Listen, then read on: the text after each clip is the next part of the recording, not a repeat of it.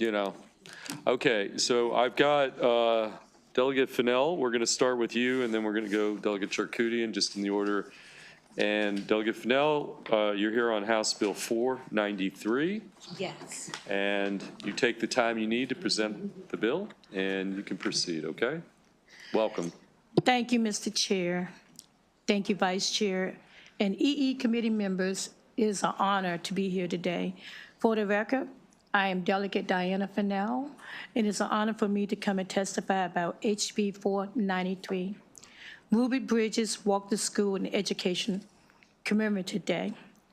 I want to just tell you just a little story, and I won't take that long, how this bill came to pass in reference to being brought to the 47A district, which consists of Senator Augustine, Julian Irie, and myself. Behind me we have PTO, President Tim Myers, who brought this bill to us, actually Ruby Bridges to us 2 years ago. He invited us to Mount Rainier Elementary School, which is located in our district. And it was an honor and pleasure to see these children walking to school with Ruby Bridges Day and their happy faces and their smiles. And one of the things that I enjoyed and we enjoyed in reference to them learning about Ruby Bridges, in reference to a brave 6-year-old who segregated a school, an elementary school in New Orleans. And why this is so important that this brave young girl did so, they was also able to learn about Thurgood Marshall, who did the ruling on Brown versus the Board of Education in reference to desegregation itself. And that is so important for them to learn that, and also knowing Maryland history along with Ruby Bridges as being a brave soul in reference to desegregating that school in New Orleans. We have many, you should have many written testimony in your folder. I call it folder because I'm dating myself, but on your computer, in reference to the support that we have for Ruby Bridges and knowing the history of how Ruby Bridges was able to desegregate that school in that elementary school. And I think this will be a wonderful bill and passing in reference to learning that in the school of Maryland. We have the support of Maryland State Education Association in reference to this bill, to do this bill. And I want to have my support team that stand up in reference to the Ruby Bridge bill, which is from 47A, stand up. And committee members, I'm asking you for a favorable review to pass the Ruby Bridges bill November the 14th. Is what day she did this, 1960. But we're in 2024 now, but anyway, I just want to say thank you so much, and thank you for hearing my testimony, and thank you for hearing my story. Thank you. Thank you. Thank you, Delegate Fennell. Any questions for sponsor, Delegate Fennell?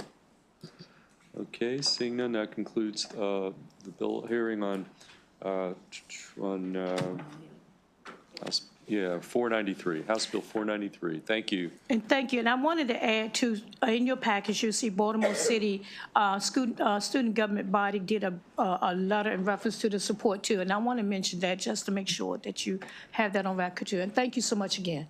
Y'all have a beautiful day. Thank you. Okay, we're going to next go to Delegate Charkoudian on House Bill 61.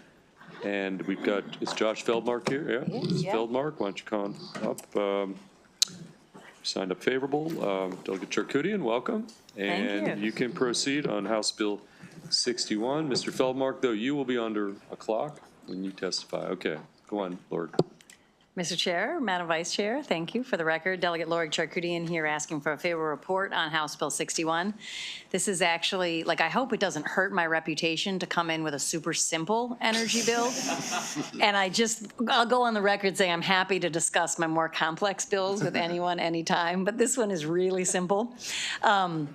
What this bill does is, so you probably know about solar canopies over parking lots. There's a bunch of advantages to them.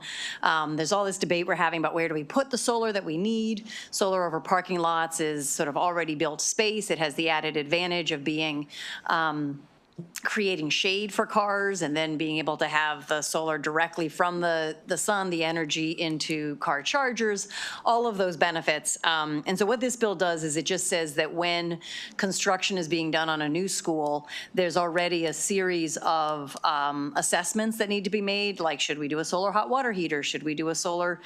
There's a couple different things that new school construction has to consider. And this just adds solar canopies over parking lots to that consideration. The idea being that when they're considered at the point of construction instead of at some later point, you're already tearing up the asphalt, you run the conduit, like all of the things that make solar canopies way more expensive when you're doing them after the fact. You make them much more effective and cost-effective if you're doing them at the point of construction. It doesn't require that they be built, it just requires that they be considered along with the other things that are considered, and we hope that that increases the likelihood that they do get built, but without putting specific requirements on school and school construction budgets. So with that, I ask for a favorable report and stand ready to take questions if you have any. Okay, let's go to Mr. Feldmark, then we'll take some questions. Mr. Feldmark, you're on the 2-minute clock. Great. Hi. Nice to be back in front of this committee. Thank you very much. My name is Joshua Feldmark. I'm excited to be at least in the top 2 favorite Feldmarks that you guys are going to see. I noticed the other one. But I'm Senior Vice President at CI Renewables, and we are arguably the largest solar canopy developer in the state. I say arguably because Constellation's got one project that produces more megawatts.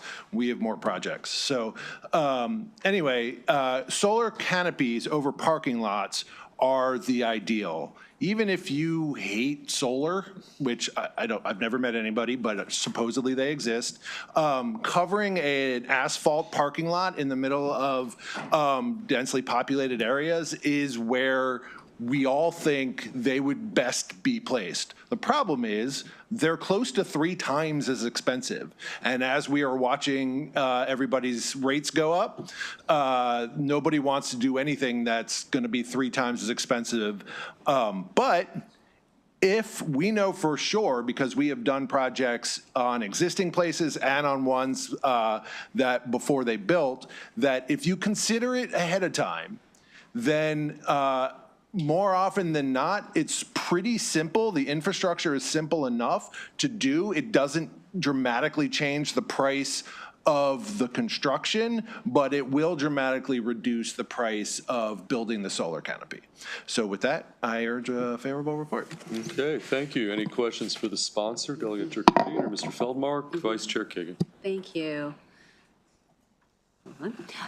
Delegate Charkoudian, thank you for your leadership on this and so many other important environmental issues. We are, Maryland owes you a debt of gratitude for that.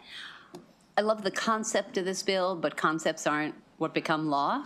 And so I wonder, I'm reading the bill as amended, and it talks about an evaluation. If an evaluation determines that solar technologies are not appropriate for a construction or major renovation project, a report that explains why the use of technology is not appropriate. So can you explain, it sounds like hire a consultant, pay extra fees, like, can you just talk through what that is? And Well, a report, if it's just, it's way too expensive, like, if you could just explain that, please. So I would point you to the fiscal note, which says sort of existing resources and no meaningful additional expenditures. But if you think about it in the context of you're doing an entire new, you're building an entirely new school. Yes. And so in the process of building a new school, you're evaluating different technologies and you're figuring out, can we do geothermal? Are we going to use heat pumps? Are we going to do this? Are we going to do that?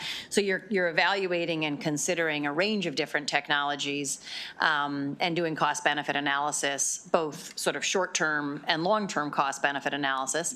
And in that mix, you would be looking at your parking lot infrastructure and you would say, and if we put that in, what would it cost now? What would be the savings later, right? That would be the sort of, and so the idea behind this section of law that this is getting added to, which also requires that you look at these other solar technologies, is that, so that's already in law. You have to look at these 3 solar technologies and say, it wasn't cost effective, we're not doing it, right? Just as an accountability to know that it was really looked at. and then this gets added to those other two solar technologies, like you also have to look at this. And I would say there's two things that are important about that. One is it's an accountability piece, like we know it got looked at. But the other is when we have that kind of data collected, I think it helps us on an ongoing basis as we're having a sort of ongoing conversation about how are we going to meet our energy needs, to really be seeing, okay, these are the reasons that it's not like, oh, it's way more expensive than we realized to be doing this year, or, oh, like, looks like it's pretty close. And, if we're trying to minimize solar in these other places, is this a worthwhile place to invest? And so I think it does both things. One is it will increase the likelihood that some get built because they'll do the numbers and they'll work out. And then the reasons for not building it, I think, will also be really helpful to the state as we try to balance kind of how we go forward. So yes, you said the existing resources, but they also said that Baltimore City said it's going to cost $10,000. So it could be both. And maybe that's nothing, Josh, in the scheme of the savings over the lifetime of a solar roof. 10,000 to evaluate? Yeah, but that's not nothing for a smaller school, less affluent school district. And I wouldn't be so bold as to question that number, but I will say that in the construction field, that all of the information that this report, that this analysis is asking for, I am 100% sure they have those contractors on staff already. And so it's just saying, like, look at this one other thing. And if they're not writing reports about, like I said, if they've decided what type of air conditioning unit, like they're considering that stuff, and I'm sure they're writing reports like, oh, we think heat pump and here's why. So it's like, yeah, we do or don't. So I certainly 10,000 in a site of a several $1,000,000 facility is nothing. It's be nothing for the solar facility. But I also think it probably is much closer to zero. And I would just, can I point you to what the fiscal note writer says, which is kind of like, I'm not so sure it will be 10,000. The next sentence sort of says, okay. Okay. Okay, let's go, let's go to Senator Washington, then Senator Watson, and Senator Brooks. Senator Washington.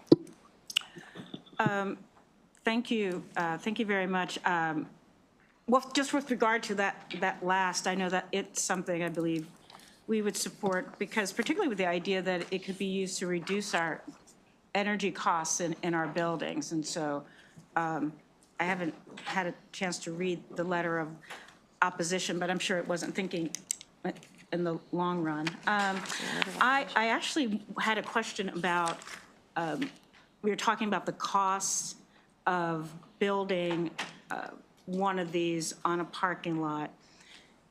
It could be, expensive. So if it's just like in the city, for example, we have a lot of parking lots that aren't just parking lots. So if at a school or whatever, they just had this gravelly field and it wasn't really doing anything. I'm trying to expand the opportunities. So what is the cost of, if it's just, there's nothing around, it's just sort of this, and you could give it afterwards, but, is there a higher, you made I guess a statement about something being more expensive if you do it later, and I'm just trying to understand the difference. Sorry, you're asking me or you're asking? Well, whichever one. I believe you mentioned that Yeah, making the argument that doing it as a part of the design process was fine. right.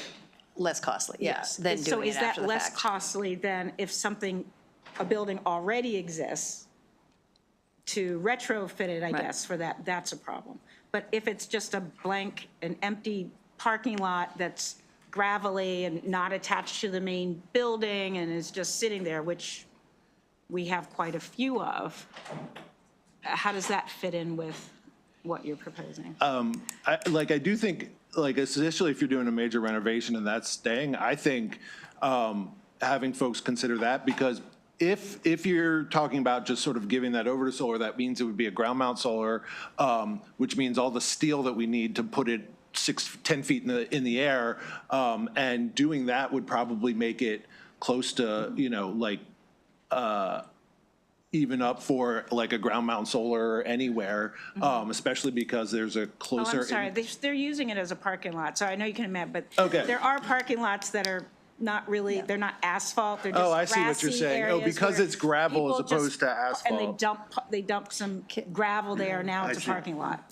I think that, I think you want to think about sort of two sets of costs. One is, the reason it's more expensive is because it has to have steel that puts it higher up, right? That's across the board why it's more expensive.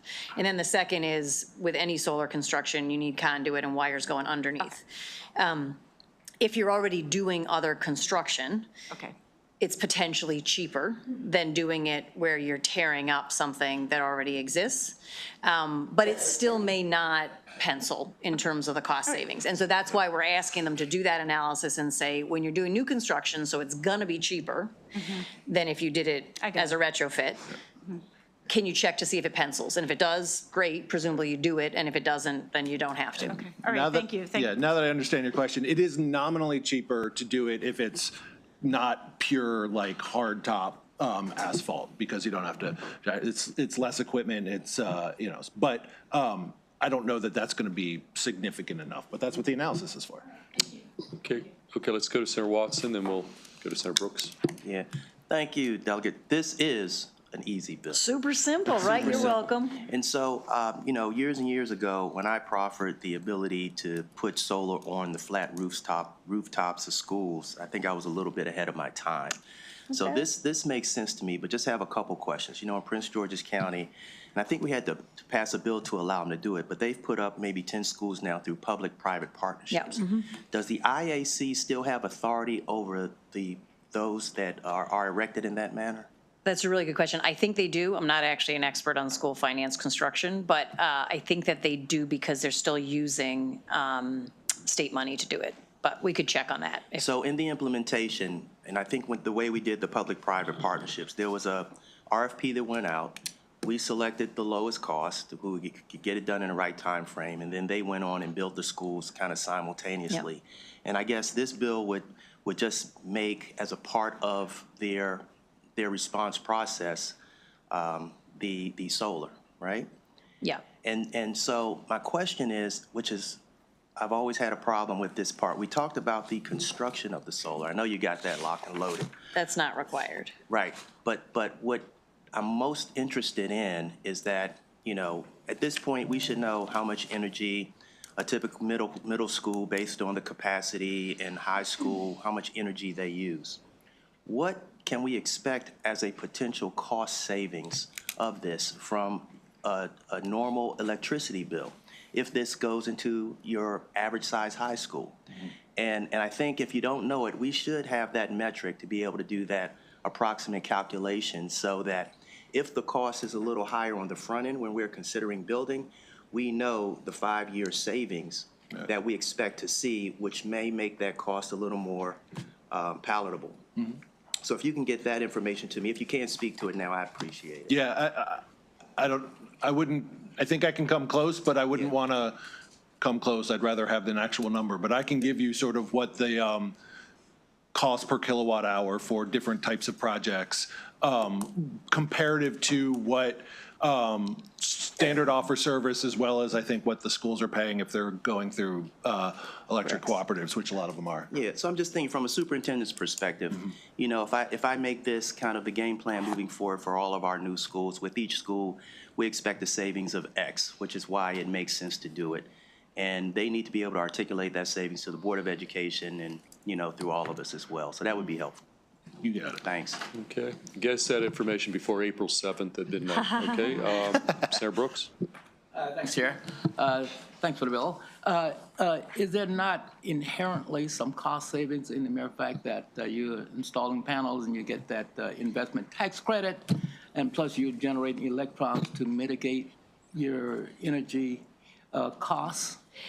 Yes, thank you for the question. So the actual language of the bill is an evaluation of the solar technologies, including photovoltaic or solar water heating, and, this is the new part, parking lot solar canopies, and then back to original language, based on life cycle costs. And so the life cycle costs would incorporate any federal credits that are available, you know, whatever happens at the federal level, rebates, credits, if that changes, that would, you know, go into that, as well as projections of the expected energy produced compared to SOS or the bricks, the co-op buying that they do. that would all go into the life cycle cost. So that would be in there, absolutely. All right, thanks. Yeah, thank you. Yeah, thanks, Okay, Chair. any additional questions? Okay, seeing none, that concludes Thank you bill all. hearing. House Bill 61, thank you. So again, we're going in the order, folks, as they came in. Delegate Johnson, we'll take you next. We've got House Bill 763, Delegate Johnson, and you are the only witness, so take the time you need to present the bill. Thank you, Mr. Chairman. Good afternoon, Chair, Vice Chair, and members of the Education, Energy, and Environmental Committee. For the record, I'm Delegate Steve Johnson, here to present House Bill 763, Sexual Abuse and Assault Awareness and Prevention Program, Human and Sex Trafficking. I'm not going to get into a big in-depth presentation on this bill because this committee has heard this bill several times. We've passed this bill the last 3 years unanimous in the committee and the House. This bill is about arming our kids with knowledge. Not knowledge to go get possibly a better job or not knowledge to possibly get more money.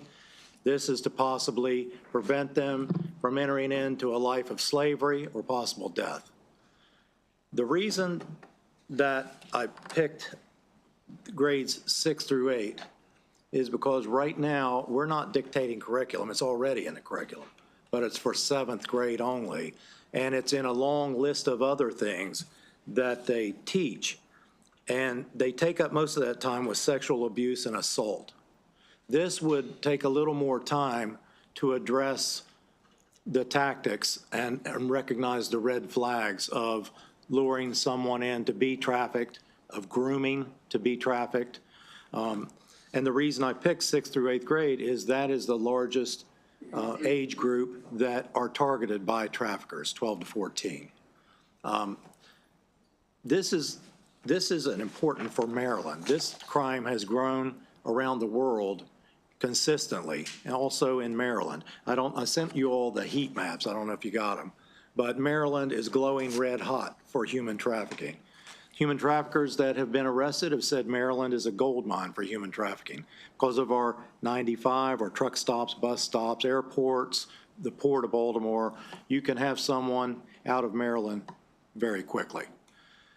So for those reasons, I would like to see us arm our children with this knowledge. If you look at the fiscal note, a lot of states have failed with this type of legislation because they wanted to set up a completely different program, different instructors, added housing to it, and all sorts of things that were too expensive for those states to afford.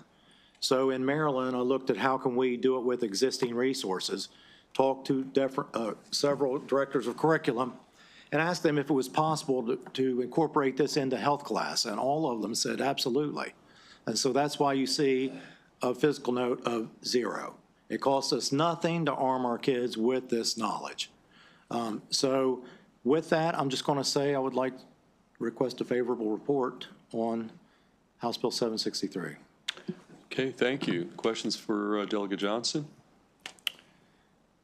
Yes, Senator Carrozza. Thank you, Mr. Chair.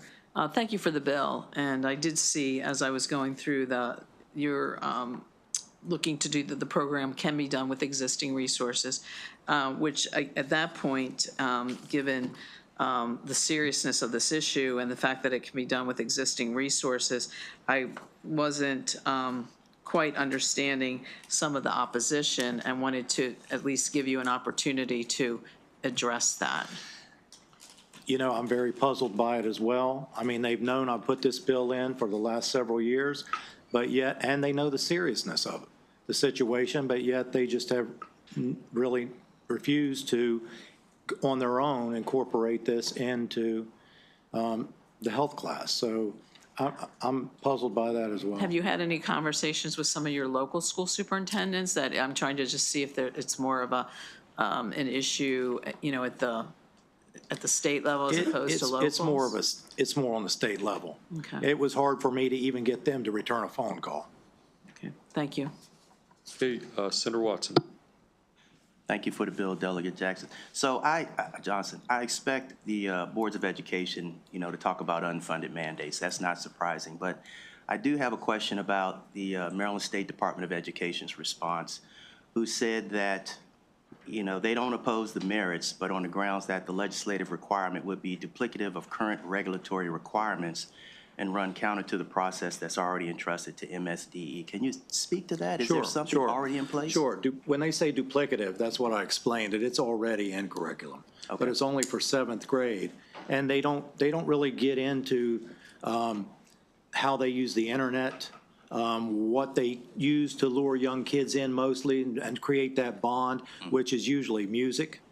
They don't get into how to identify if you're being groomed.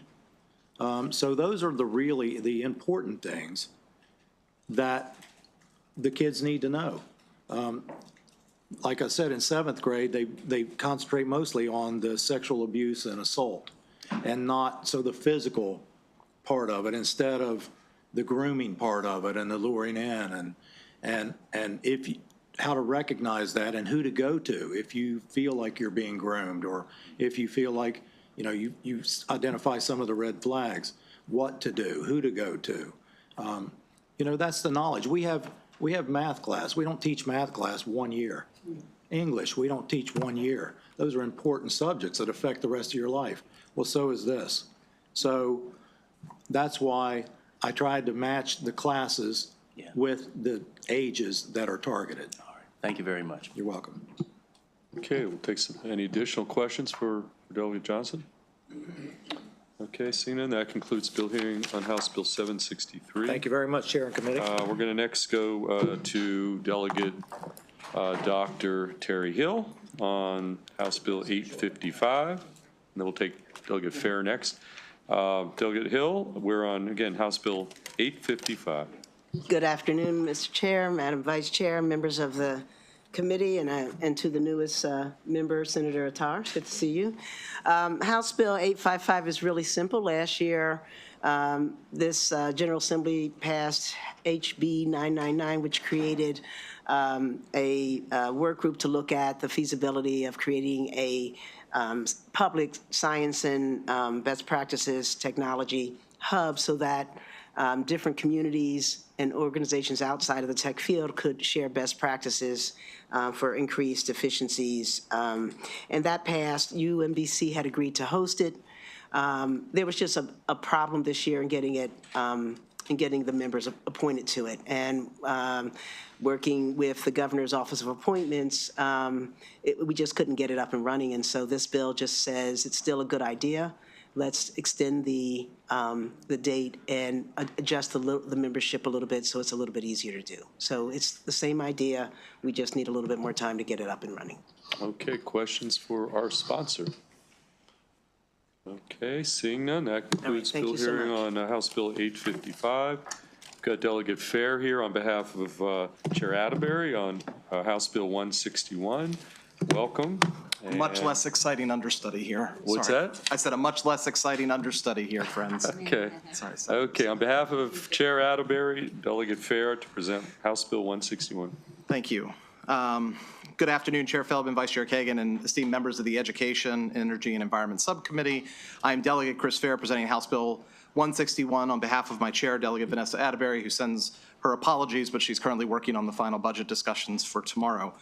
I'm here today to discuss a critical issue that faces our state, the safety and security of our student-age populations in Maryland. It has been the practice of this body that legislation that mandates frameworks for curriculum must meet an extremely high bar for the General Assembly to advance it. The House moved House Bill 161 because an urgent need has been identified, and legislation is the best vehicle to resolve it. House Bill 161 contemplates a critical area of curriculum, health education, and ensures that it is coherent, consistent, and based on science. Health education is so critical because none of us can hide from the data.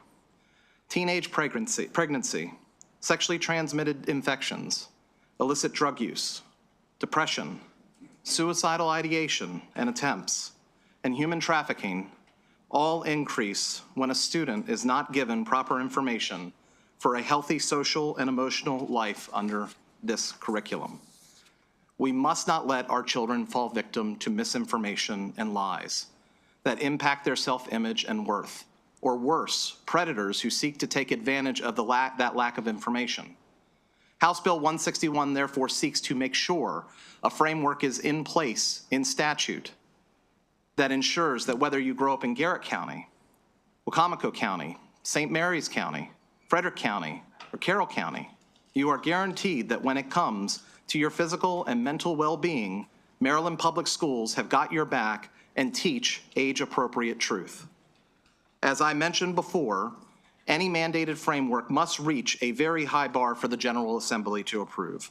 I believe that this bill meets that bar because we are speaking about our children's safety and well-being for substance use prevention, disease prevention, healthy social media use, healthy eating, and family life and sexuality.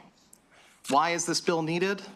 Simply put, at least one school system in Maryland has sought to undermine and ignore the very foundation of this framework as it exists in our regulations. The door has been opened that when it comes to young people's safety and security, the framework agreed to by this body and our state agency is a pick-your-own-adventure from county to county as to which areas will and will not be followed. This dangerous precedence undermines the hard work of subject matter experts, teachers, parents, school officials, and dozens of others that took years to cultivate the health education curriculum framework. House Bill 161 maintains the current opt-out provision for family life and sexuality. Let me repeat that. It maintains parents' rights as they currently exist. Whether your opinion is that is a good idea or not, the bill sponsor and I felt it necessary to respect the original intent of the Framework Commission. However, in addition to adding a few new areas to the framework that meet modern-day challenges, the legislation also pops out gender identity and sexual orientation as its own non-opt-out section. This is a critical recognition that one, every student, whether straight, gay, transgender, cisgender, or non-binary, has sexual orientation and gender. To suggest that you can opt out would be to opt out of all people. Second, every student deserves to see themselves in their education. We push each year to make sure that historically marginalized communities can see themselves and connect the lessons to their lives and thus increase the effectiveness of that curriculum and lesson plan. And finally, three, every child deserves the compassion and love that they are valued in our school system. No child should have to feel that they show up every day treated as less than the beautiful human being they are. I ask the committee to please join the House and issue a favorable report on House Bill 161. Thank you, Mr. Chair. Okay, thank you. Questions for Delegate Fair? Vice Chair Kagan. Thank you, Delegate Fair. Always good to see you. Good to see you. There's a lot of unfavorable testimony in here, a lot from ideologues, but also a lot from educational groups. And I wonder if you wanted an opportunity to speak to PZAM, our superintendents, to the boards of education, to the State Department of Education, and maybe address some of the reasons why their testimony is not going down the right lane. Yeah, I think similar to Delegate Johnson's bill that we just heard a few moments ago, I think that one of the primary concerns is there's always this anxiety that the state is going to begin mandating everything down to the local level. And that's really not the goal. I think that we do have to meet a very high bar for the state to step in and say, this is the state's position on this curriculum or this component of school life for a student. Otherwise, we leave it up to local authority. And so while I appreciate where they're coming from, I do believe that we disagree fundamentally that some areas require consistency across all jurisdictions and require state action. Follow-up, Yeah. if I could. 24 jurisdictions, I imagine there is a very wide range of practices and curricula being delivered now. Can you give us a sense of this and so much more in this many counties and nothing at all or negative and something like, can you just paint the picture for us? Yeah, so the specific area that this bill seeks to undo is the jurisdiction that's been identified that has carved out and made a separate opt-out provision to the entire healthcare curriculum that doesn't currently exist in the state curriculum. Now, as MSD pointed out, they already have a mechanism in place that all school systems are supposed to follow this framework. That county is choosing not to do that. And so, whereas other counties have proper, age-appropriate, and fully culturally compliant material and information inside of their health education curriculum, some counties are choosing to lessen that, and even in the most extreme case, give people just the general provision to opt out of it altogether. Thank you, Senator. Okay, Senator Washington. Thank you. Thank you, Delegate, and thank the Chair for this bill. I just want to clarify and ask some questions. Yeah. So there's the MSD wrote a letter of opposition, and they're saying that that this requirement would be duplicative of current regulatory requirements.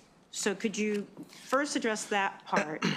And the second is that they're somehow suggesting that it runs counter to the state board and the MSDE board's authority.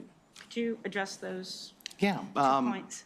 So I would say first for MSD, what MSD is referencing is specifically the fact that it builds this framework. This framework already exists in our school system. And it is the responsibility of every local jurisdiction to take that framework and then filter it down and create its curriculum based off of that framework. My pushback to MSDE on that point is simply that we have jurisdictions, at least one, that is not following that framework as it was outlined and given to them. And therefore, the only tool our state has in its disposal is to put this in statute instead of regulation, and recognizing the unique, we're not talking about just one curriculum on one area of math or reading, not that those things aren't critically important, because they are, but this is about the safety and security of young children every single day, and we should not be messing around with that. To your second question about how this would run afoul, I would say that the only thing that would suggest that is that we have added social media use to the bill, and so we updated it with some modern day challenges that we see. We talk about safe and appropriate social media use. We talk about health promotion, living a healthy lifestyle. And then we added, because family life and human sexuality has an opt-out provision, but gender and sexual orientation impact all of us in this room and throughout our state, we took out gender identity and sexual orientation, put it in its own. So I would say if they were saying something was running afoul, it's that we added those 3 sections to the existing framework. And just want to see if I understand what you're saying. So what this bill does is codify regulation. Yes. Right, so we do that all the time. Yeah. So if we want to ensure that it stays a part of Maryland law, that's what we're doing with this. That is That'd be correct. the first one. And then the second, the opt-out provisions, so there are opt-out provisions, well, no, I guess the other portion would be, when does MDE, it has the ability to review, it says, and revise and adopt standards. What can they do, or what authority do they have when jurisdictions don't abide by our standards, but by the standards set in regulation? Is there any authority granted that? Yeah.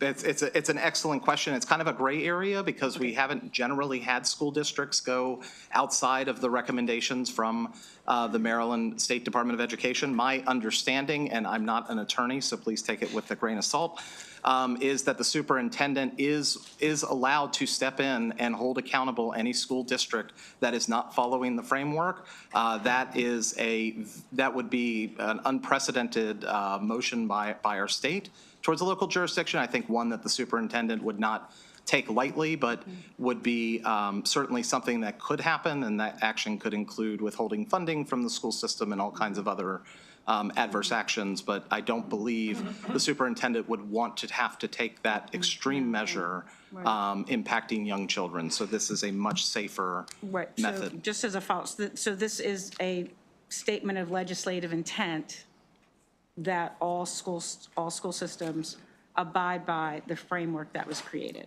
That is correct. Yes, Okay, ma'am. and that, okay, thank you, Mr. Chair. Senator Carozza? Thank you, Senator. Thank you, Mr. Chair. Thanks. Delegate, I'm really struggling with the role of parents in this legislation. And you've mentioned it a couple times in your presentation. There's been some questions about the opt-outs, that there are opt-outs, but that the opt-outs exclude the gender identity. And it appears by taking that opt-out option away from the parents that that the government is overriding parents when it comes to like these deeply personal issues. And this legislation appears that it's giving the state more authority than parents in these deeply personal issues. And so that's, I guess I was stunned when I saw that the opt-outs did not apply in these areas for parents, because I think it goes to the very core of the role of parents and the authority of parents. So I appreciate the anxiety, and I just want to go back to the bill and explain that the opt-out provision as put in the existing framework allows a parent to opt out of all family life and human sexuality. That includes all sexuality. That is whether you're talking about relationships of same-sex individuals, same-sex relationships, or you're talking about opposite-sex individuals and their relationships. You can opt out of that entirety of that area of curriculum. To this day, including in this bill, you can still do that. You can still opt out of the entirety. What we're seeing is that one in particular jurisdiction, and again, this is without doing a whole lot of research to how, to Senator Kagan's question, like how different all of these frameworks are being implemented, but we know at least one jurisdiction has specifically targeted and pulled out gender identity and sexual orientation from the family life and human sexuality curriculum and said, you can go to you can go to your family life and human sexuality class, and we can opt you out from ever having to hear anything about gender identity and sexual orientation, which is both incredibly disheartening, because there are, people, if the intention is to target LGBTQ+ students, which it appears that that's what it is, then that's incredibly disheartening to harm children that way. However, on the flip side to that, all people have gender and all people have sexuality, and so it doesn't even make logical sense. You're opting them out of all relationships. You're opting them out of all genders. We couldn't talk about anything. We couldn't talk about any relationship in this room if we opted people out of sexual orientation, because you have one, I have one, we all have one. Okay, you're talking in generalities. Yeah. What I'm hearing from parents is that when you take away an opt-out option, you're also taking away the authorities they would have as parents to not have their children see certain materials. So we talk very general, but then when we talk about the actual materials that parents may object to, and you're taking that opt-out option away from them, so those materials then are pretty much forced on the students without the parents' consent. Information is not a weapon, right? That's my, I guess if I could walk away with anything, making sure I'm driving home here, is that your child learning that relationships come in different types, that there are same-sex couples and there are opposite-sex couples, that is not harmful to a child. And while I certainly appreciate that a parent is welcome to raise their child at home however they want. A school system has to acknowledge that children come as society comes in all different types, and they should be teaching all of this. I, as a gay man, for example, don't get to opt out of straight people's relationships when I go into a health curriculum class, just because I might be offended by it. So if I understand the parents' arguments correctly, they're saying that I, as a gay person, need to sit in a class and listen to straight relationships and understand how straight relationships work. But if you have to hear about how my relationship works, that all of a sudden is a bridge too far and is offensive. And just I guess, and I appreciate your response, I really do. And appreciate the it's conversation. really struggling, you know, when you have these conversations with parents, when they have that opt-out option eliminated, it really does come across that the government is overriding the parent's authority on some of the most deeply personal, sensitive issues. And it looks, that is then becomes more state control than parental control. I certainly would love to continue this conversation, Senator, offline, because this is such a deeply impactful bill to talking to that question, which is, should we allow, the state simply steps in and says that all students should have access to the same information. It is up, we would never want the state to step in between the role of a parent and a child, and that opens the door for the parent and the child to have a conversation with each other. And that's, I think And that's that's where what the we all divide, and want. that's where the divide is. Yeah. Thank you. Thank you, Okay. Senator. Senator Washington, question? Thank you. I think it's really important that, and this has happened in other contexts, but I think it's really important for us to encourage our constituents to read the bill. Yeah. Because when I'm reading the bill, I don't see a taking away, as you said, of a parent's ability to opt out. And if I'm missing it, I need that to be directed. So what I read in the bill, which isn't very long, I think I was expecting it to be, you know, a lot longer. I had looked at it briefly. But it's saying that, you know, what needs to be in the comprehensive health framework, right? That all these components have to be there, right? Yeah. And it's saying that it's age appropriate. Mm-hmm. So again, that's part of the framework. And it also looks like the local community can review and comment on the curriculum as well. So it's local control. But it's this section about the opt-out, right? So is it the case that some curriculum that are produced have all the components except gender, when it's referring to gender identity, except transgender identity? Because I actually don't see those words in the bill. So that's why I'm really, so it's amazing to me that we're talking about that, and I don't see that. I see age, I see HIV and AIDS prevention, which is really important because we know increases among opposite sex couples with regard to HIV is still quite a problem. And this is not a rhetorical question. I'm really trying to understand where we've removed the ability of a parent to opt out of the entire health curriculum, of the framework. Yeah, and I would say that by allowing opt-outs of gender identity and sexual orientation, which intersect in all of these areas, we would inherently be opting out of the entire health education framework. There would be no health education framework if we could opt out of gender identity and sexual orientation. I guess I'm trying to understand, are they able to currently, just so that, are parents able to are individuals, or is there a way to opt out of just certain parts of the? Yes. Okay, so that's, okay, so I think that has to be really clear. So this is.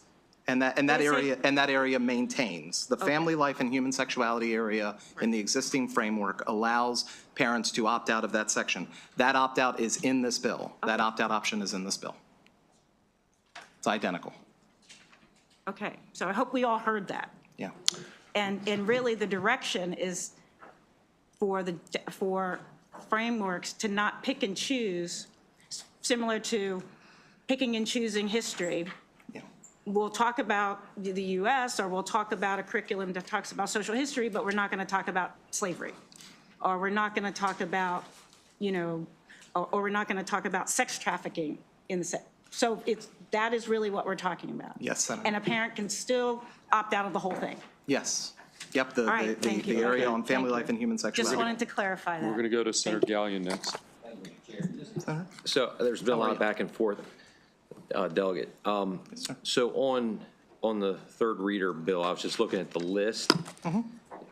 Just one more time, clarify for me as far as, because this has been the hot topic, the opt-out. Can you, so it goes from health promotion, mental health, emotional health, it goes through, all the way down through disease prevention and control. There's 9 things. Yep. So the way an opt-out would work now is you could just opt out of certain ones of these, or you have to opt out of the whole section? You can opt out, currently in framework, you can opt out of family life and human sexuality. That is number 4 on the list. Okay, and under this That is legislation. essentially your sex education is really what it is. So under this legislation. You can still opt out of that. Of just one of those 9 things? That is correct. But it would be the number 4. Family life and human sexuality, same one. So you could opt out of that, but not the gender identity and sexual orientation? That is correct. Well, they kind of tie together. How come you could opt out of one, but not the other? That's a great question. Again, part of it is you can't break them apart and then opt out of one over the other, which is what we're seeing in a current jurisdiction here in Maryland, where they took the family life and human sexuality area and said, we're going to opt you out of just gender identity and sexual orientation, which doesn't make any sense because all of us, yourself, myself, we all have sexual orientations. They should not be able to do that. Their real target being that they don't want to teach about LGBTQ plus people, which is a completely different discussion, but they remove that opt-out provision because gender identity and sexual orientation also intersects with the other 8 areas as well. If we're talking about healthy relationships, if we're talking about healthy promotional or mental and emotional health, inherently sexual orientation and gender identity are interwoven inside of that discussion. So you can't avoid those conversations by developing some kind of random opt-out for gender identity and sexual orientation. Otherwise, you would inherently opt people out of the entire framework. And just it would break the entire framework. One follow-up. Yeah. I think I asked this last year too, but different presenter. This is all because the proponents of this bill are upset with one county in the state of Maryland the way they're doing things, correct? It is. It was highlighted because one county has chosen to completely ignore the framework. Thanks. Thank you. Okay, any additional questions for Delegate Fair? Okay, thank you, Delegate. That concludes the bill hearing on House Bill 161. I see another Feldmark in the audience, not to be outdone by Josh Feldmark. We've got Delegate Feldmark, House Bill 1122. And Delegate Feldmark, welcome. And you are the lone witness, so you can take your time to present 1122, House Bill 1122. Thank you, Mr. Chairman, Madam Vice Chair, committee members. For the record, I am Delegate Jessica Feldmark, pleased to be presenting House Bill 1122. And I believe I am going to claim the title for Simple Bill of the Day. I've heard that before. Okay, hear me out. So MSDE's Office of Child Care has an advisory council, and it is a diverse group of stakeholders. I have the privilege of serving on it as the representative from the House of Delegates, and our good friend Senator Washington represents this chamber. And so this is, you can see in the bill, the entire list of the membership. The idea is to bring together diverse perspectives to focus on childcare and early childhood education. And there's one perspective missing from that list that we thought was really important to add.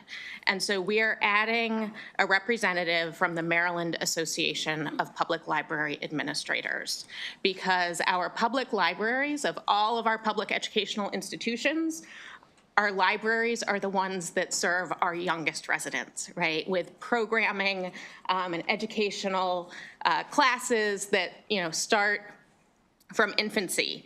And, just this morning, preparing for today's hearing, I looked at my own library's website. There were 6 different classes and programs being offered today in multiple instances at various branches around the county, but 6 different classes from birth to age 5, right? And Howard County's libraries are wonderful, but they are not unique. I know that in all of your jurisdictions, your public libraries are doing that same important work with our youngest Marylanders. And so we really thought it was important to include them as a partner in this body, both for their early childhood education expertise, as well as the fact that they are a resource for parents and childcare providers, both in terms of curriculum and on the business business management side of things for childcare providers. So we think it will enrich the conversation and improve the process, and I ask for your favorable report. Happy to answer any questions. Okay, questions for the sponsor, Delegate Feldmark, Senator Carrozza? Thank you, and thank you for this legislation. I agree with you about our public libraries and the services they provide to families overall. And adding a representative, I'm fine with, but I just wanted to ask, going back to the role of parents, on this Office of Child Care Advisory Council, is there a representative for parents on this council? So I can say with confidence that a number of the members are parents. They may not be serving in that role, but there are certainly a number of parents here. We do not have, and we have family child care providers, and as we know, family child care providers often begin their businesses as parents with their own children, taking in a few others. But I do not believe we have a seat designated specifically for a parent.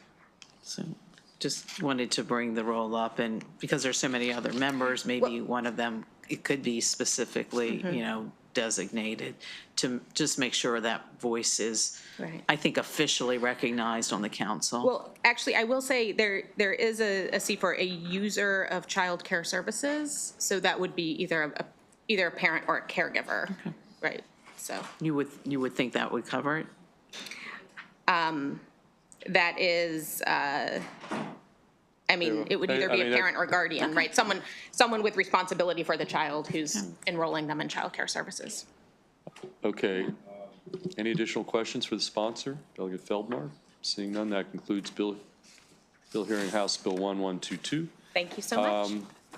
I think, is Vice Chair Crosby's representative here? You've been patiently waiting for quite a long time. We'll take Delegate Holmes right next.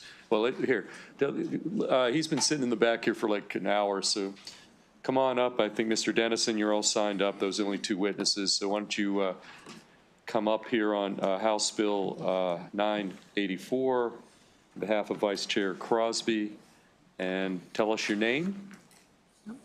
We'll go to Mr. Dennison next. Yes? Chair Feldman, Vice Chair Kagan, and esteemed members of this committee, for the record, my name is Nicholas Howard. I am Chief of Staff for Delegate Brian Crosby, and I thank you for the opportunity to provide testimony in support of House Bill 984. Delegate Crosby apologizes that he could not attend today's hearing, but he does greatly appreciate your consideration. So the purpose of House Bill 984 is to implement make-whole rate proceedings for certain electrical cooperatives in a similar process as currently exists for small investor-owned gas companies and municipal utilities.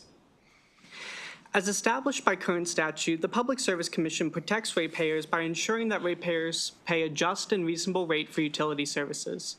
While the process of determining that rate depends on the size of the utility, utilities that are less than 3% of the total gross annual revenue of all public service companies in the state participate in the make-whole rate proceeding.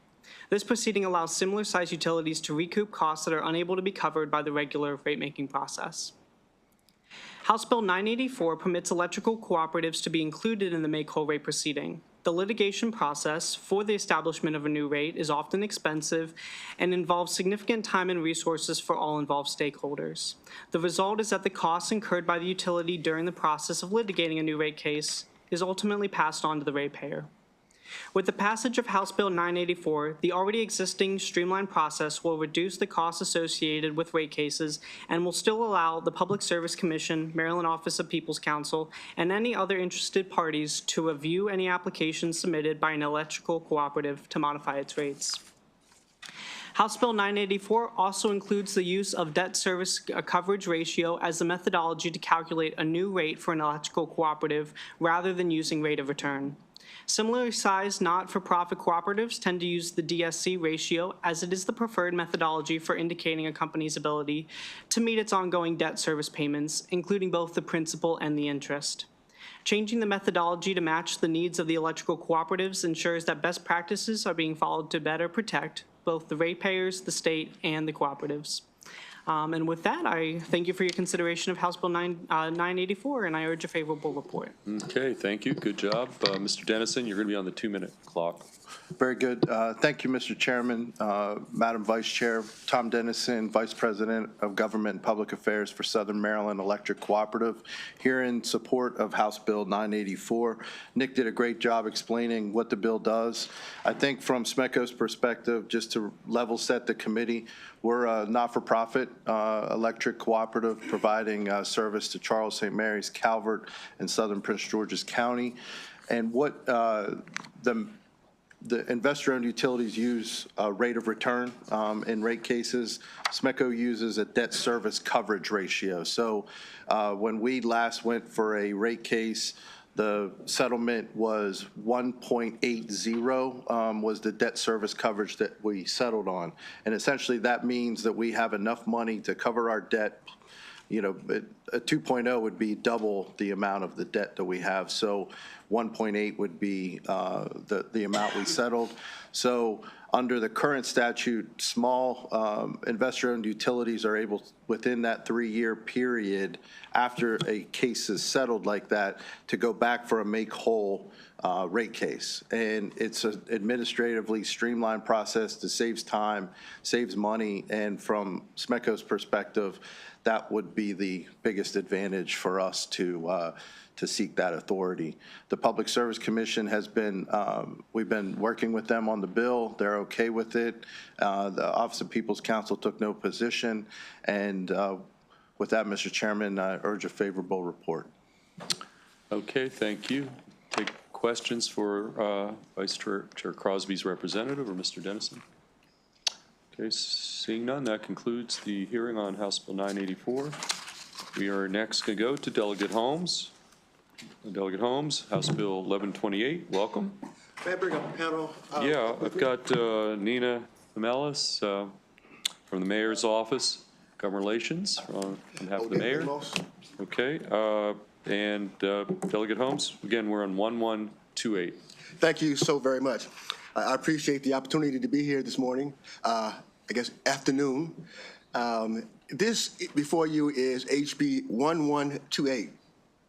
This is a land bank bill. This is a bill that I've been working on for a number of years. I think the first land bank bill that I got pushed through was in 2017 or so. This is a continuation of these land bank legislation and regulations. Let me explain to you what this does. In every jurisdiction across the state, there are vacant and abandoned properties. And in 2017, I had a difficult time trying to get to a definition of vacant and abandoned. It took me several years, but we finally got there. What this bill allows the municipalities and the jurisdictions to do is to take over these vacant and abandoned properties and use them for productive purpose. Productive purpose. We have a housing shortage all across the state, and we all know that. And this is just another tool in the toolbox. Earlier today, I had my staff bring you a couple of sheets of paper that explained or showed you land bank legislation across the entire state of Maryland, across the entire state of entire state of Maryland, entire United States. You will see Maryland is woefully inadequate in this presentation. Now, since this is data that was published as of late last year, and since then we've had a couple. Prince George's County with CB 65 by Councilmember Waller Blagay, which went in active November 19, 2024. Also got their land bank bill put together. And Cambridge County has theirs as well. This bill, ladies and gentlemen, not only does not have any unfavorable testimony, it also does not have any testimony of those favorable with amendments. It is all 100% favorable. I forgot to bring my easy button with me, Mr. Chair. But I think that this is probably very easy. And with that, Mr. Chair, if you would allow. I know she's not from the mayor's office. I know she's a city council. Ramos, welcome. Thank you, Mr. Chair. I appreciate your indulging me. And Madam Vice Chair, members of the committee, my name is Odette Ramos. I am the city councilwoman for the 14th District in Baltimore City. Thank you to my senator. I just want to say hello. When I was, prior to my becoming a council person, I was the executive director of the Community Development Network of Maryland, working with Delegate Holmes and Senator Eckert on updating the land bank legislation statewide to allow for land banks to be created statewide and to create another tool for addressing vacant and abandoned properties. That bill actually went before B&T at the time. So this is a new topic for all of you. I'm glad to be able to work with you on this. What this particular bill does is add more powers to the land bank, and it is authorizing. Counties don't have to do this, but those that want to, we're adding more tools to be able to allow for them to do so. One is for land banks to be able to utilize in-rem foreclosure. When the liens get higher than the value of the property, the city or the jurisdiction can foreclose, and the land bank could do that on their behalf. Now, there has to be a law specifically passed at the jurisdiction level to allow that. And that's only for vacant properties. The second is that land banks can be financing entities to be able to create and attract financing for various projects related to rehabbing vacant properties.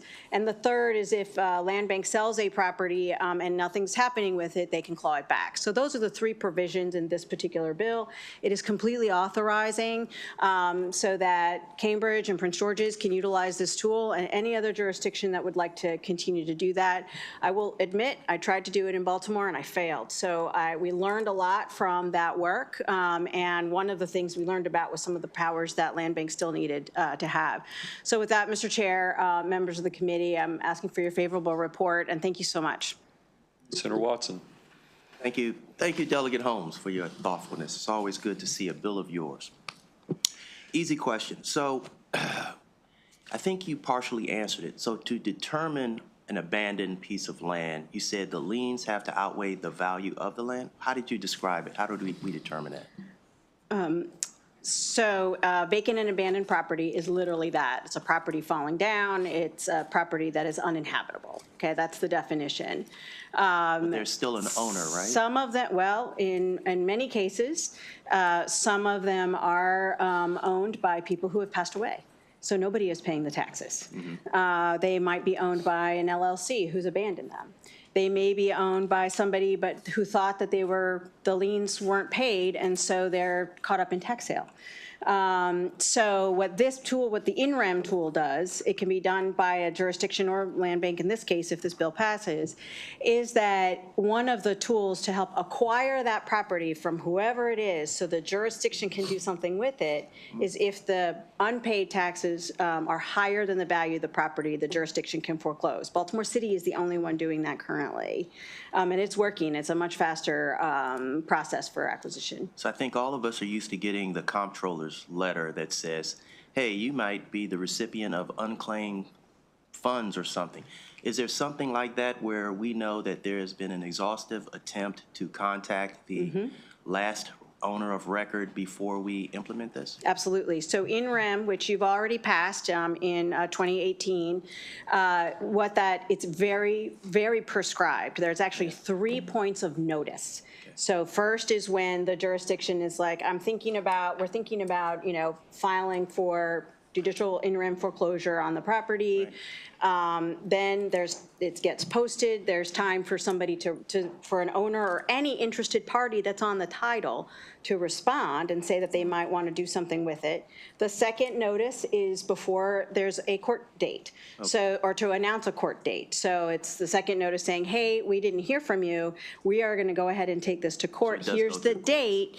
And if you show up, then, work with you, right? The third set of notice is after the court date, after a judgment is issued, then 30 days after that, the jurisdiction can send a letter to, will send a letter to anybody interested to say, okay, we're about to foreclose now. This is your super last chance to be able to do something with it. So it's very prescriptive in the state law that you all had passed in 2018 to make sure that it is super duper constitutional. Got it. Last question for Delegate Holmes. So when I look at your list, Delegate Holmes, some states have 25 different land banks, and it looks like they're attributable to a county, but Michigan has one state bank with 45 partners.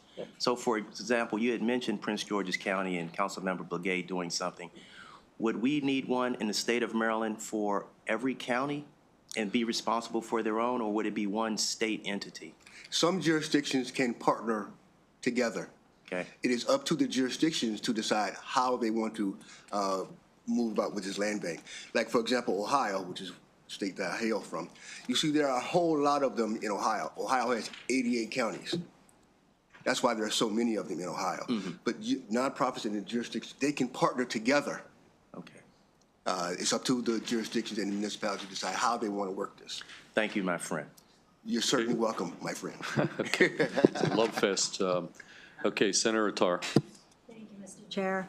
So Delegate, I know you said that everything was favorable, but I'm looking through the testimony, and I guess this question is for the councilwoman more. I see there's one from the mayor of Baltimore that says info, but then when you click on it, it says in bold, letter of concern, and the first sentence in bold, the mayor of Baltimore has concerns with this. Are you aware of that? Yes. Okay. First, Senator Attar, let me say that when I said that it was all favorable, I was looking at the House testimony. Understood. I did not have the opportunity to look at the Senate testimony. I apologize. No, understood. It doesn't say unfavorable when you're looking. It just says info. Okay. But then when you click on it, it's pretty clear it's unfavorable. That's what, okay, thank you. Okay, Senator Washington.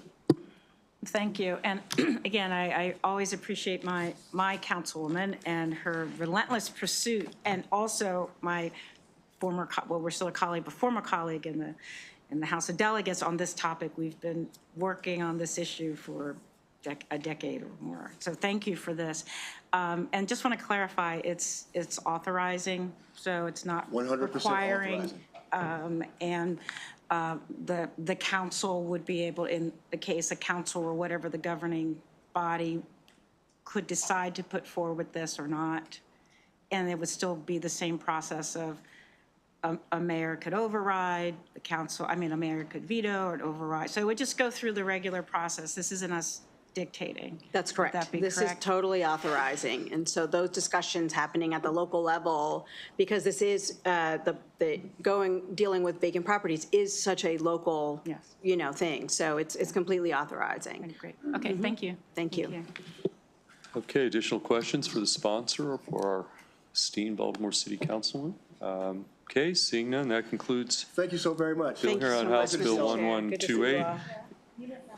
Yes, I was actually I apologize. Are you here on this bill? Yes. Okay. You're not signed up? Oh, well, you are. We're signed up. Okay, we got a little confused. Absolutely. Have a seat. And you are here for information purposes, so maybe you could clarify Senator Attar's line of questioning there. Absolutely, thank you. Good afternoon, Chair, Vice Chair, members of the committee. My name is Nina Themelis. I serve as Director of Government Relations for Mayor Scott in Baltimore City. We just wanted to elevate some of the concerns that we have in the city if this bill were to pass. While we do recognize that it is enabling in nature, there is a strong desire, as you could see today, for the city City Council to pass this legislation. As the main jurisdiction, the first jurisdiction to actually implement in-rem foreclosure, we have worked hand in hand with the judiciary in implementation. We have a capacity concern regarding if there were a secondary authority that could bring in-rem cases before the judiciary. We have greatly increased the number of staff that we have within our Department of Housing and Community Development and have worked to help the courts increase their staff as well. We also resolved a problem in the timeline for executing those in-rem cases by helping to create an in-rem docket so that all of the cases that are related to in-rem are processed together so that we're able to streamline that.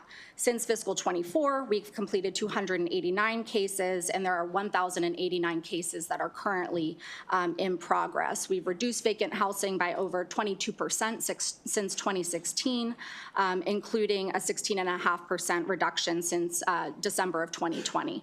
And so while we do not want this bill not to pass to provide this capacity and ability for other jurisdictions, but due to our concerns with disrupting the process that we've worked years to establish with the courts in processing these in-rem cases, we just don't want to take any chances in Baltimore City and disrupting that environment. And so I just wanted to come and express those concerns, and I'm happy to answer any questions. Okay, Senator Augustine has a question, then we'll go to, oh, I'm sorry. Yeah. Yeah, Senator Augustine, then Senator Washington. Okay. I'm just clarification, because I am reading in here and I don't understand it. The concern about the reverter clauses, I just don't understand. So yeah, our law department flagged that, given that the Land Bank Authority would be able to take back a property from a purchaser, that there might be a legal issue with that piece of the legislation. As an impermissible restraint on it, is that, I'm trying to understand. So, but that was the concern, is that there would be a, that was the law department's concern with that piece was that in the Land Bank Authority taking back that property, that it would violate the law. I can get additional information and follow up, but our law department figured that would be something more for the Attorney General to weigh in on rather than the law department. Okay, thank you. City. Senator Washington. Thank you. Have these concerns been raised to the Baltimore City Senate delegation? Given that this is a statewide bill, we had not had that direct conversation. Yet, is this so this is not a Baltimore City only bill? Correct, it is not. And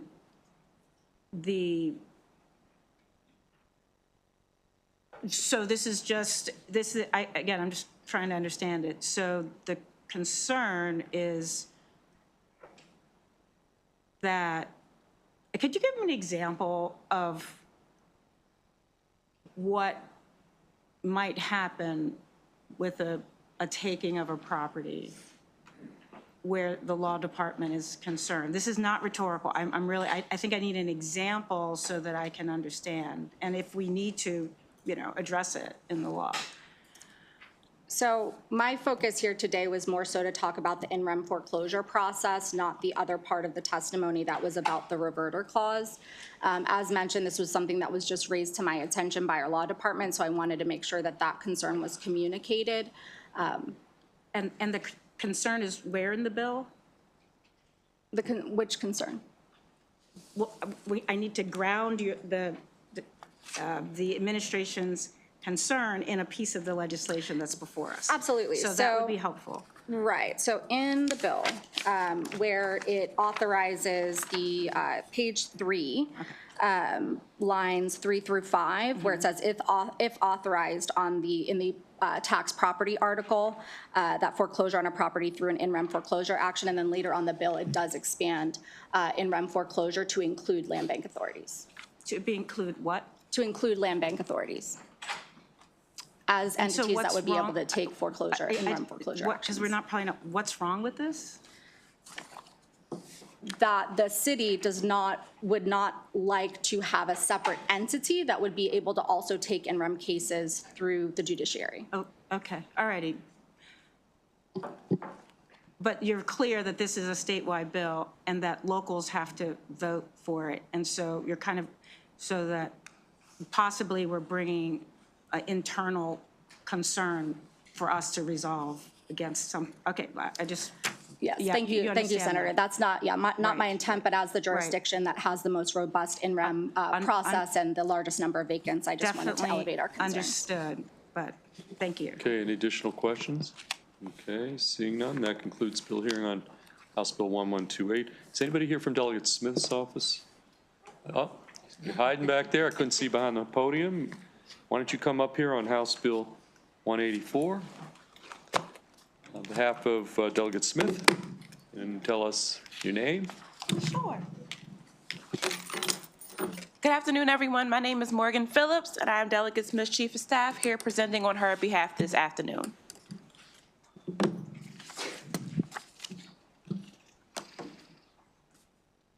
All good? You're good?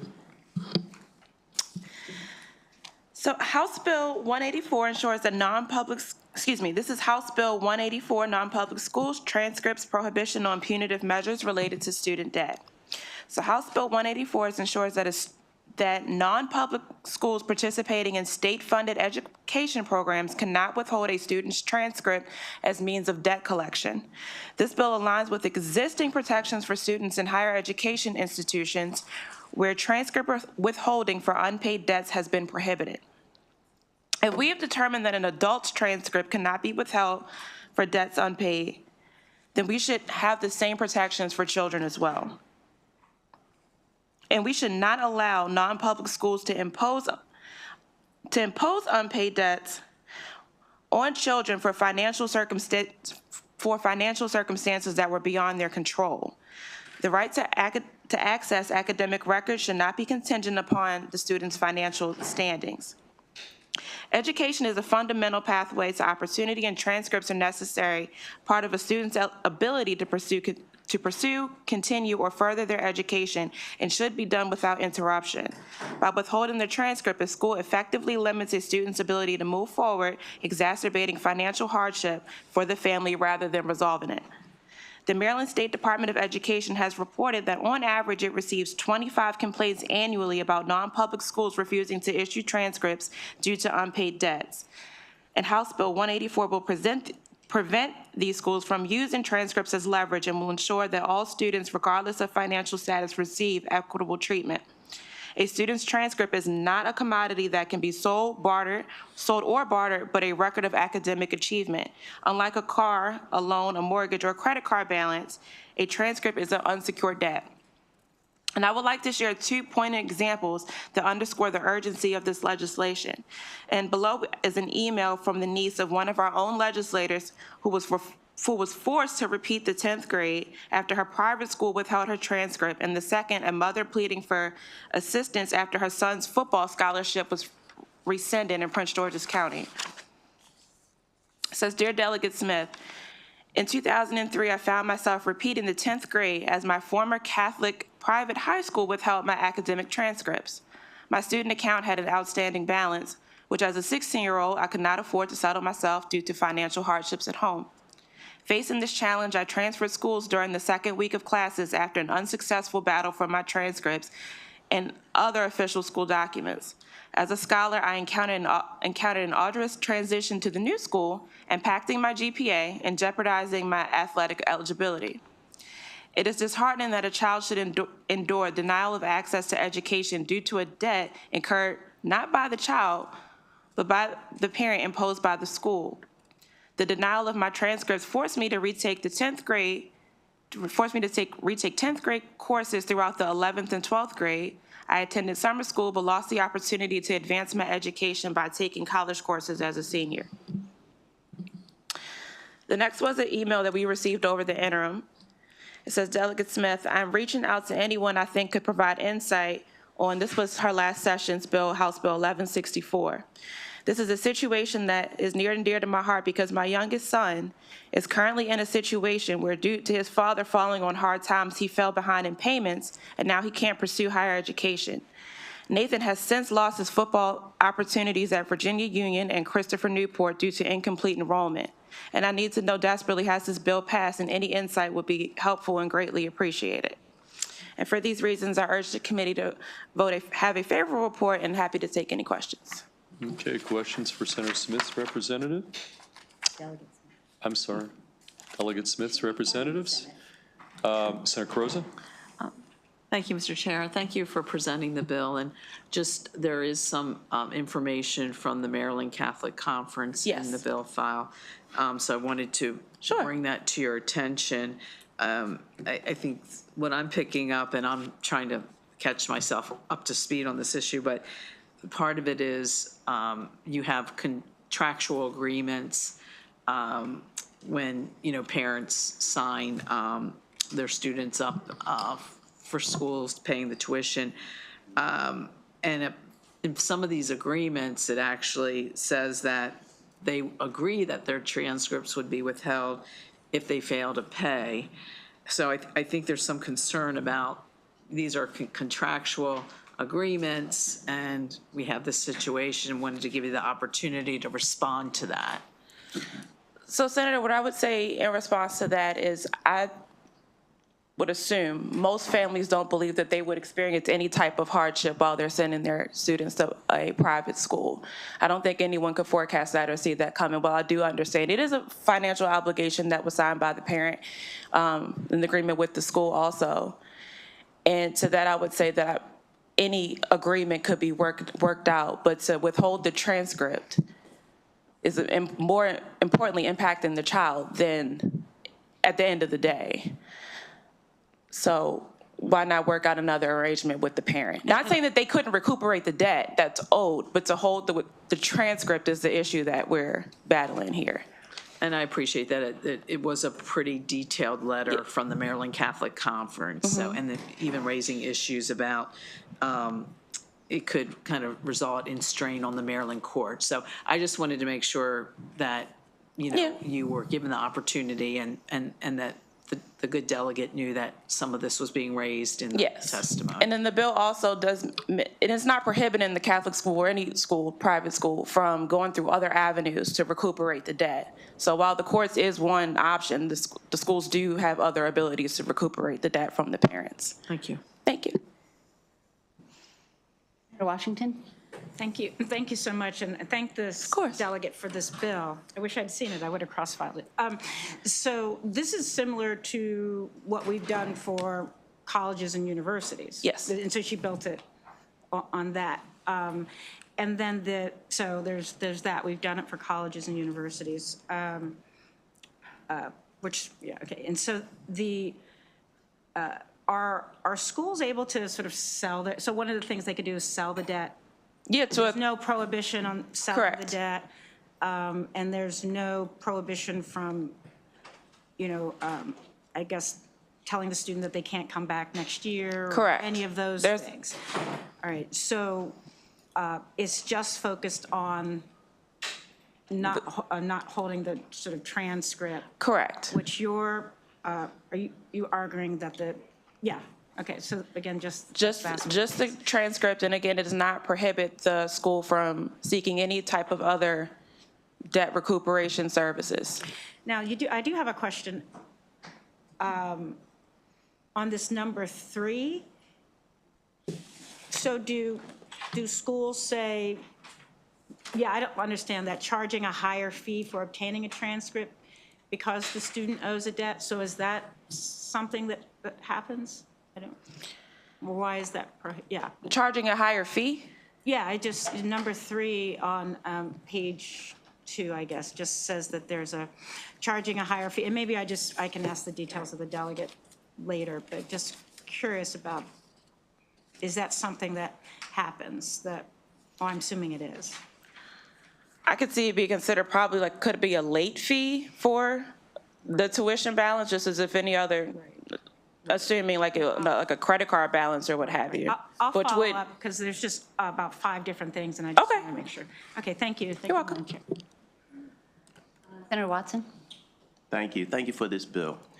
Simple question that you could send to your delegate. Because I'm trying to balance both things. I found myself, I you just jogged my memory where I was in college and my parents were going through a divorce and neither one wanted to pay, and I was kind of stuck for a period of time. But is there a way, so when I look at tuition insurance, there is a thing of tuition insurance, but it's mostly tied to those students who get sick, ill, have to pull out, and other very specific circumstances whereby if they withdraw by a certain date, they can get this back. Of course, they pay into it, right? I'm just wondering if there is a way to expand the instances where tuition insurance would be applicable in the case that you mentioned. I really was caught by the instance that you gave, because what I'm trying to do is balance the fact that tuition dictates how many professors you can have on campus and a bunch of other things, right? And, you know, if the tuition is not paid for, there is an impact. Even though you look at a big institution making millions of dollars and all of that, it may be a minor impact, but it is an impact nonetheless. And I'm just wondering if the delegate had looked at possibly putting a bill in place that adds a new provision to offering tuition insurance, because these types of things happen. And as I told you before, I kind of lived through it. So not so much a question you can answer now, but just something to consider, because we do have, as the senator said, a lot of private institutions who really, you know, live and die off tuition, and if something impacts that, that can cause some other challenges. All right? And Senator Watson, just to respond. Yeah. I do not believe the delegate would be opposed to any alternatives that we could all work out. Yeah. She's primarily focused on we're not going to hurt the child in whatever is happening, because they didn't have any control over it. Right, So and I get that. absolutely. But you know, the thing is that that transcript is like the only tool that these colleges and universities have to say, this is what you've worked for right here. Pay what you owe, and what you owe was in the form of a contract when you enrolled in school. Pay that and we'll release that. And so I'm trying to find that balance, but I appreciate you being here. Thank you. You did a great job. Thank you. Yep. Questions? That completes the hearing on House Bill 184. Thank you so much. You did do a great job. Good to have you here. Okay, we have two bills yet. I see our witnesses here. Melissa, which bill are you here for? Melissa Ross. 807 is the one we're going to do first then. Okay. 807 is Modernizing Data Governance, Office of Enterprise Data and Council for Open Data Advancement. Davon, I'm sorry. We'll do you next. Deputy Secretary Melissa Lehman, hello, welcome back. And Natalie Harris, is that you? Natalie Evans. Hello, Ms. Harris. Welcome to EEE.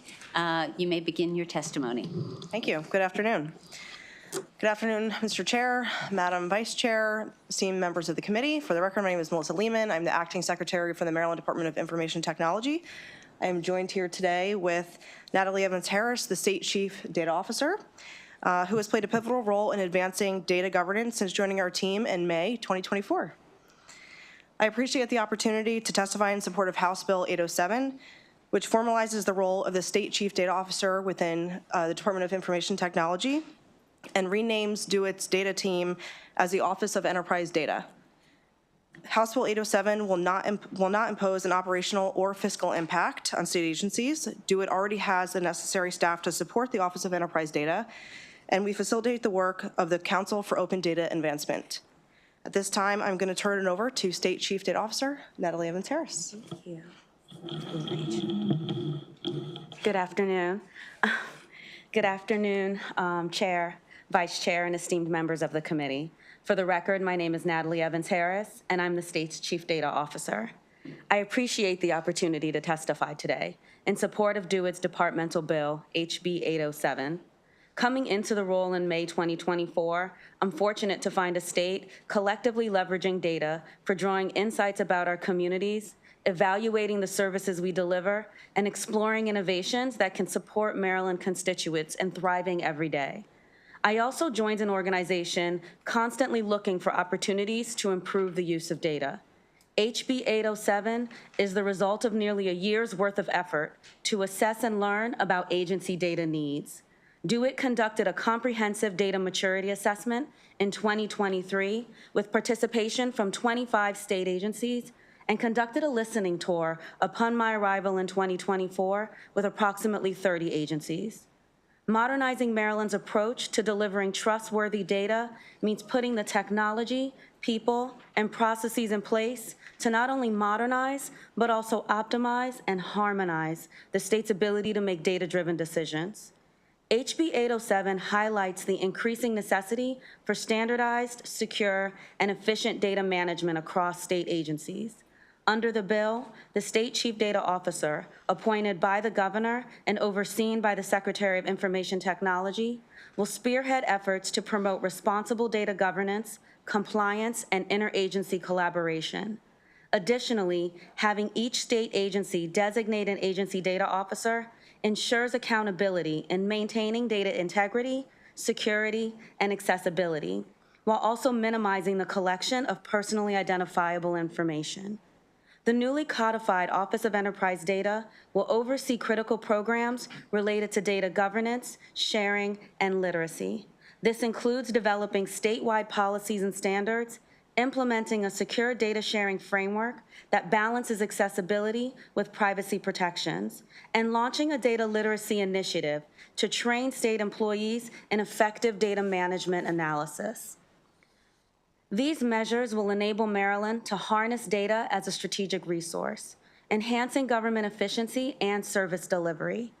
Furthermore, the bill restructures the Council on Open Data, renaming it to the Council for Open Data Advancement and aligning it with the modernized governance process, refining the Council's focus on data-driven decision-making, partnerships, and usability recommendations. With the State Chief Data Officer as chair, the Council will play a pivotal role in shaping Maryland's data policies while optimizing its membership for streamlined efficiency. House Bill 807 represents a forward-thinking approach to modernizing Maryland's data infrastructure, ensuring state agencies can collaborate effectively, safeguard sensitive information, and leverage data to improve outcomes for its residents. I respectfully urge the committee to support this legislation. Thank you for your time, and I welcome any questions. Thank you both for your testimony. I have to say that today I've been checking the vote tallies on each of our bills, and even the "it's a really easy bill and it's common sense" have a ton of no votes. You guys were unanimous in committee and on the floor. I see no questions for any of you, so, oh, nope, I am wrong. Senator Hester. I was just curious, first of all, welcome to the committee. Welcome. We talked briefly on the phone, but we haven't had a chance to meet in person. Nice to meet Where you. are you guys at with the data inventory? So the data inventory, we've completed it for all of the agencies So the data inventory has been completed with the majority of the agencies. We're currently in the process now of gathering all the information and then compiling the statewide report. So when do you think we'll get the report? I'd have to talk to my director of my data governance program manager, but we are looking for it to be accomplished in the next couple of months. Okay. And then,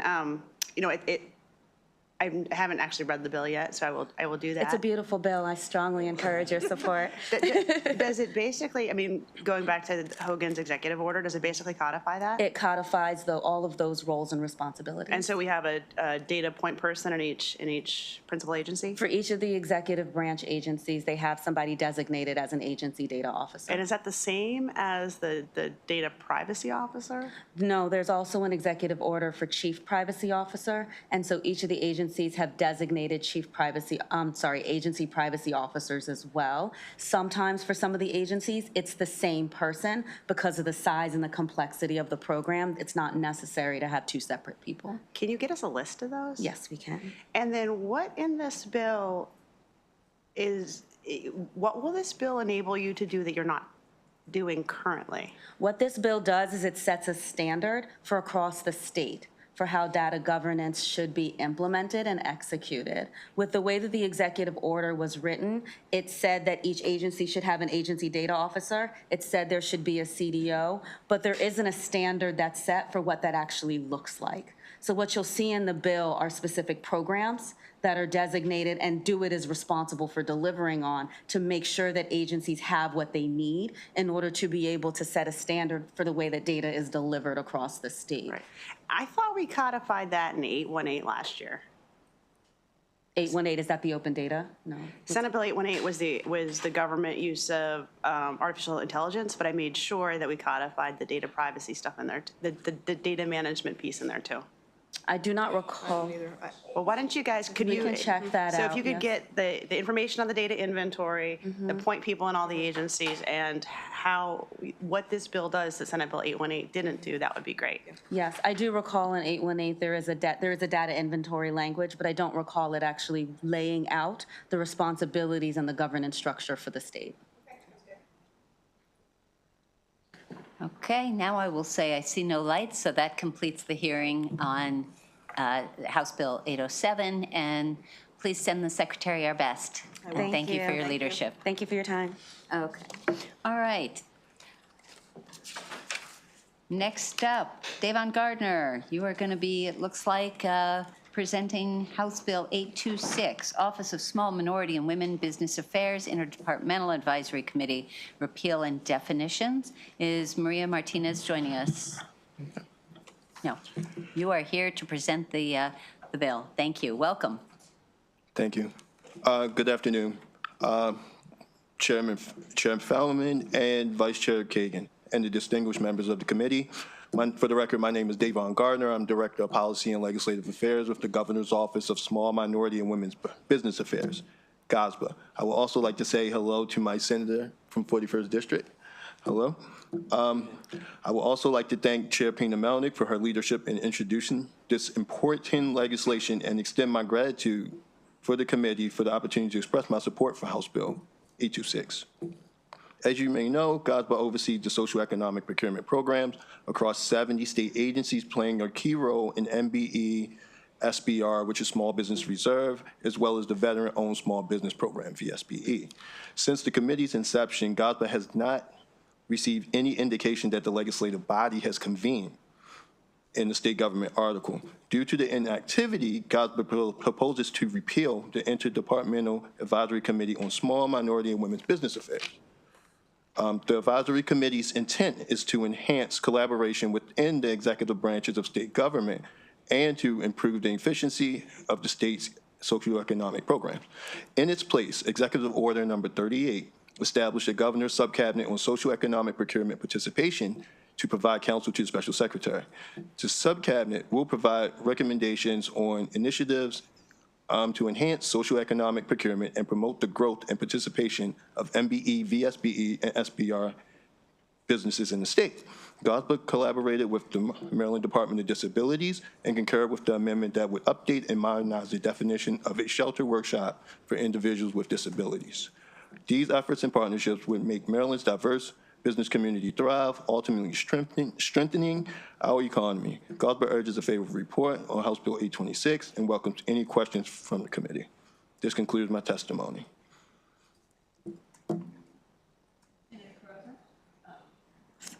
Thank you. I want to thank you for the bill.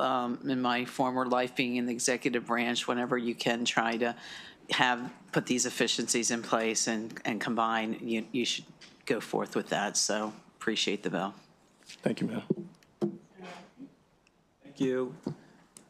The definition, the change in the definition for organizations that promote the interests of people with disabilities seems to have broadened it way beyond shelter, the workshops that were in the original language. Is that the case?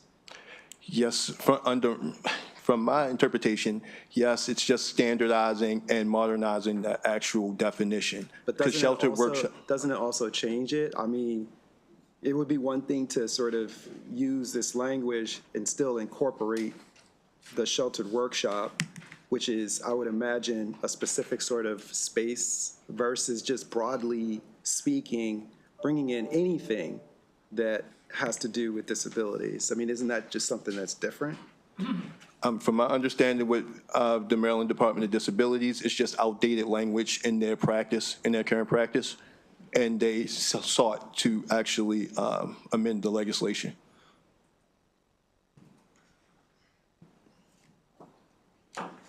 All right. And they have provided testimony as well. No, I understand that, but okay. this is going beyond what it was before. I mean, it's, and again, I'm supportive of trying to build opportunities for, specifically for folks with disabilities. But this just seems to, I mean, have just goes so far beyond, like, it's just, you could do any business that's set up and just say that it's with disabilities, and it could be anyone who does that, by the way. There's no sort of suggestion that it was actually be people with disabilities or anything else like that. It's just an entity that says it's in the interest of people with disabilities, and so I just struggle with that. Okay, okay. And I can work with Maryland Department of Disabilities and make sure you get an answer for that, and make sure it's clear. So again, I have a question. Thank you. No problem. Good to see you, and we've had good conversations, and I appreciate the work. On the elimination of the Interdepartmental Advisory Committee, so we're just striking the entire.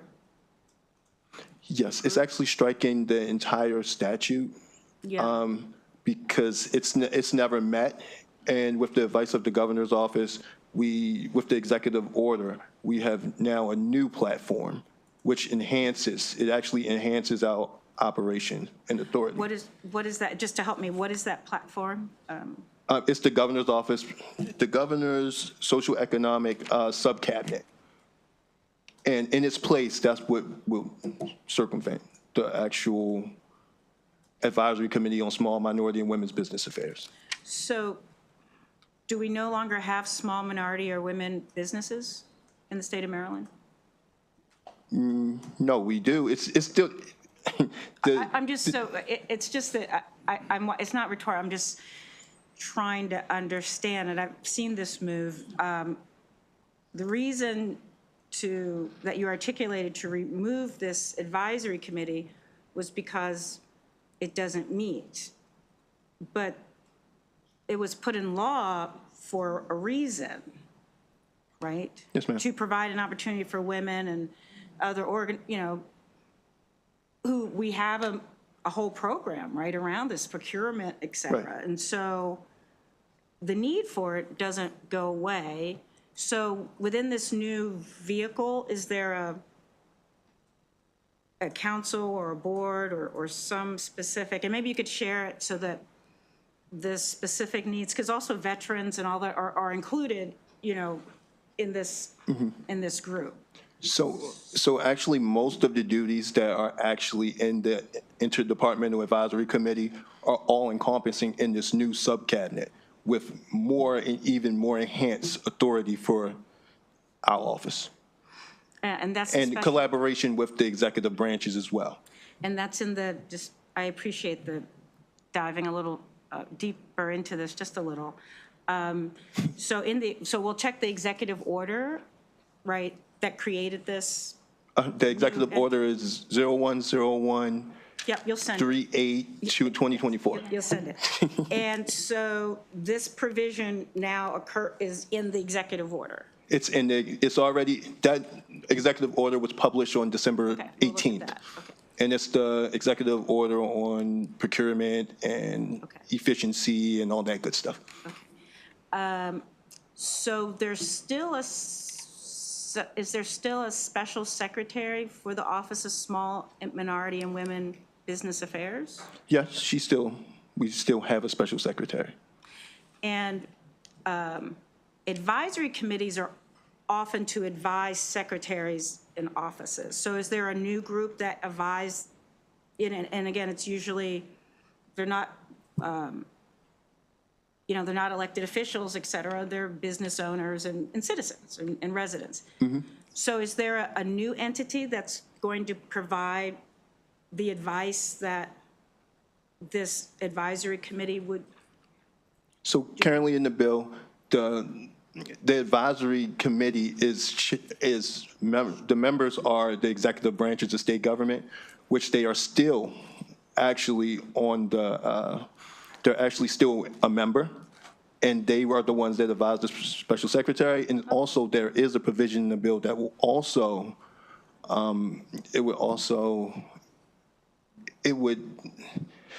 it says we can invite anyone. I'm not sure of the exact language, but it says we can also invite anyone else as needed. Oh, that's a different part of the statute, you're saying? It's in the subcabinet. But it's not in this bill?